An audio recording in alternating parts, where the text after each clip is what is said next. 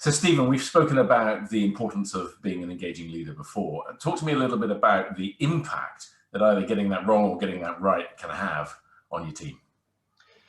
Alex, yeah, being an engaging leader, there's two key things that I see. The first one is knowing that you have an intent and an impact. And the key thing is your people, they feel the impact. And I have this leadership impact model. The two key areas we can look at from impact is what I call the driver, and the other one is the people leader.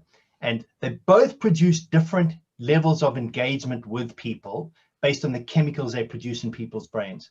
And as a leader, if you're aware of this, you can actually choose the leadership impact style you want to approach your people with. Okay, this is sounding interesting. You talked about chemicals in the brain, Stephen. Tell us more about that. So from an engaging perspective, a leader who chooses what I call the driver, huge focus on results, relationships take a backseat. What happens is you create a culture of fear. It's always on, huge pressure. People make mistakes. You point them out. They have to deliver. And in that fear culture, people's brains produce oxytocin. Sorry, not oxytocin. They produce cortisol. And that cortisol is basically a threat chemical. People want to protect themselves. They'll move away. And that's what happens is you start ending up with toxic cultures. Absenteeism goes up. People take sick days. All of that happens. Productivity goes down. Engagement goes down. The other style is the people leader, which is all about strong focus on relationships, but I know I have to deliver results through my people.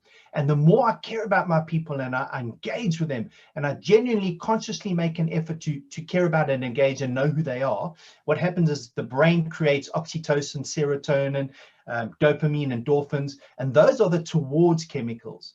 And people feel more engaged. And that's what we must do as leaders, is choose that people leadership style to create more engagement. So I suppose in some ways, as a leader, you need to concentrate on trying to get that cocktail of chemicals right, because you still need the driving force of cortisol, but balanced through the balancing forces of the other 3 or 4 that you mentioned there.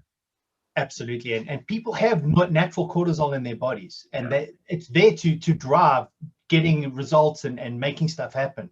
What we don't want to do is spark that. So the more we get that cocktail right, you're absolutely correct. The more people use that in service of delivering results, it makes that cocktail so much more effective. People feel more engaged.